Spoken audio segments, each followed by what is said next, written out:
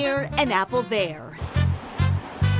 In the city that's more famous for the plastic yard flamingo, there's also an abundance of pride in a native son who many believe is a figment of American folklore. Turns out, he was very much a real person. Johnny Appleseed, aka John Chapman, was born here in Leominster. Best guesstimation, his homestead is within 2 miles of here.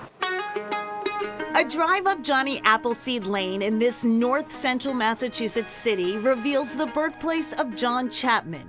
Born in 1774, the icon of apples wouldn't rise to fame until 1948. Disney, with the Melody time, really, boost him. He was his real public relations expert, so to speak. And a lot of people see Johnny Appleseed that way. Without Disney, I don't think he has quite the shtick that he would have today. Because of that fictional portrayal, there's a muddy history surrounding Chapman's actual life. I put him in the category of first environmentalist. He did no harm. He was a religious man.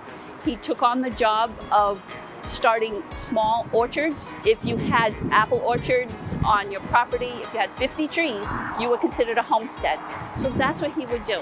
Sometimes people had money, sometimes they didn't, but he still gave them apple trees to try to keep their homestead going. Diane Burnett is the manager of the Johnny Appleseed Visitor Center. I can hang with the best of them when it comes to information about Johnny. Highway rest areas are typically a quick in and out, restroom, snack, back on the road. But on Route 2 westbound in Lancaster, you may want to stay a while. I hear that from people all over the country, that it's one of the best little places they visit. Burnett prides herself on keeping the visitor center stocked with products from local farms and artisans, but she also collects Johnny Appleseed memorabilia. Almost every day somebody wants to buy something out of that case, and it's like, oh, not for sale. These are things that I have found over the years that people have donated to the visitor center for us to protect and keep track of. They're bits and pieces of Johnny to tell the story. Burnett has her favorites, like the German Johnny Appleseed Nutcracker perched above the register, but her case is full of treasures.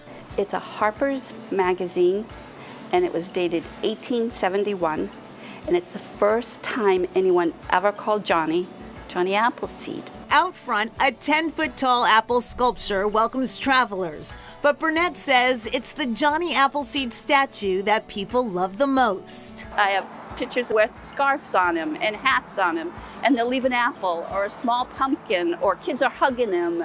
On the other side of the parking area, a tribute to Johnny that isn't as flashy. There are currently 3 Rambo trees on the property. They are offspring of the last remaining Johnny Appleseed planted tree that is known.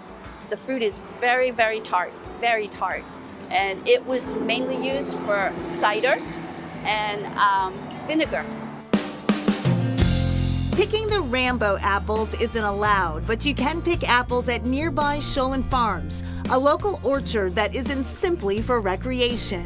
It's also a necessary teaching tool, says Joanne DiNardo. Wouldn't it be a shame if we didn't have a large-scale operation, a U-pick orchard for the people, to encourage people to understand what apples are, what growing and what nurturing the farm is, and how to connect to the earth. Chronicle first visited Shelburne Farms back in 2002, where we met Johnny Appleseed, or rather, Larry Hill, a local impersonator. They see the apple orchards and they say, I'm home. And oftentimes they just settle right there. Today, the farm has the same mission, bringing apples and nature to the community. But that doesn't mean it isn't met with challenges. And each fall, Diane Burnett and her crew give everyone that comes into the rest stop there a free apple from a local farm. They also have a lot of activities planned. They bring in alpacas from local farms. And this Thursday, September 26th, is Johnny Appleseed's birthday. And there will be cake at the Johnny Appleseed Center on Route 2. Oh, so, free apples, free cake. They're giving stuff away. All right, up next, finding a new passion for fruit.